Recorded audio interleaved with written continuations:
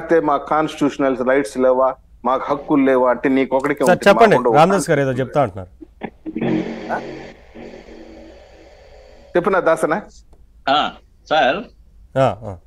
మా కుటుంబంలో జరిగిన ఇంకొక విషాదకర సంఘటన ఏంటంటే, ఉమ్, నా కొడుకు వాడు highly intelligent student. He did his BTech in NIT త్రిచి.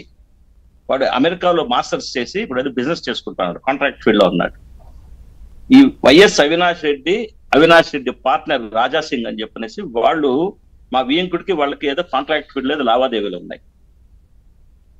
ఏదైనా సివిల్ కోర్టుకు పోయి తేల్చుకోకుండా నా కొడుకు మీద, నా వియంకుడి కొడుకు మీద సీకే దిన్నె పోలీస్ స్టేషన్ లో సిఐ అశోక్ రెడ్డి, అప్పుడు ఉన్న ఎస్పీ అన్బురాజన్, ఆ రాజా సింగ్ అనేవాడు ఇంట్లో ఉంటే నా కుమారుడు, నా వియంకుడి కుమారుడు కత్తులు కటార్లు తీసుకొని పోయి అతని మీద హత్యా ప్రయత్నం చేస్తున్నట్లు ఎఫ్ఐఆర్ నెంబర్ 323/2023 కేసు ఎఫ్ఐఆర్ కట్టి నా వియంకుడిని తీసుకెళ్లి 3 రోజులు పక్కన పోలీస్ స్టేషన్ పక్కన ప్రైవేట్ లాడ్జ్ లో రూమ్ తీసిచ్చి పెట్టి 3 రోజులు ప్రైవేట్ పంచాయతీ చేసి వాళ్ళ దగ్గర 5 కోట్ల రూపాయలు ఆస్తి రాయించుకున్నారు.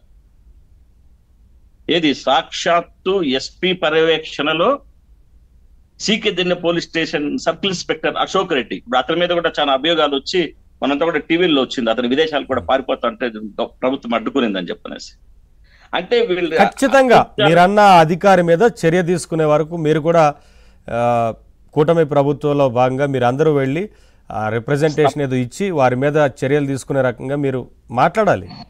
తప్పకుండా సార్, నేను అన్ని కూడా ప్రిపేర్ చేసి పవన్ కళ్యాణ్ గారికి కూడా ఇస్తున్నాను. ఎందుకంటే మా అదృష్టం చూడండి, వాడు ఏ రోజైతే హోంమంత్రి గారిని కూడా కలవాల్సి ఉంటుంది. హోంమంత్రి గారిని కలిసి ఆ అధికారులు ఎవరైతే ఉన్నారో పోలీస్ అధికారులు వారి లిస్టుని ఇవ్వాలి మరి. ఎందుకంటే గతంలో మీరు ఆధారాలతో సహా ప్రతి ఒక్కటి మీ దగ్గర ఉన్నాయి కాబట్టి అవన్నీ తీసుకెళ్లి సబ్మిట్ చేయాలి.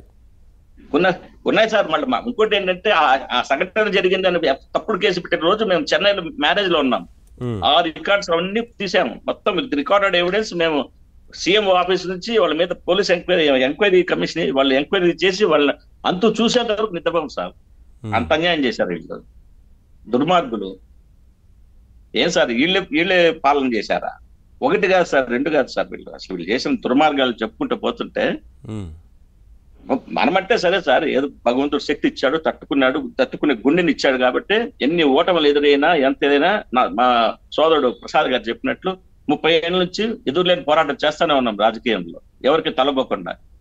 బీదాబిక్కి పరిస్థితి సార్, బయటికి రాకుండా చెప్పు. ఇప్పటికీ సిసోడే గారు వచ్చినా కూడా ప్రసాద్ గారు చెప్పినట్టు ఇప్పటికి వచ్చింది సగం మంది. ప్రసాద్ గారు ఇంకా సగం మంది రాకుండా ఇంకా భయపడతా ఇళ్ళలో దాక్కుని ఉన్నారు. మేమంతా కూడా దాన్ని ఒక స్ఫూర్తిగా తీసుకుని నేను వ్యక్తిగతంగా అన్ని లోడుతున్నాము. ఆ ప్రతి ఒక్క బాధితులింటికి జనసేన పార్టీ తరపున నేను వెళ్ళి వాళ్ళు రాలేని వాళ్ళకి ధైర్యం చెప్పి వాళ్ళ దగ్గర కంప్లైంట్ తీసుకొని నేరుగా పవన్ కళ్యాణ్ గారికి ఇచ్చి అక్కడి నుంచి నేను పోలీస్ డీజీపీ గారి దానికి పంపించి యాక్షన్ తీసుకుంటాం సార్. వదులుతామా? ప్రసాద్ గారు, ఇప్పుడు బాధితుల మీదే ఇదంతా చేసి మళ్ళీ తిరిగి బాధితుల మీద కేసు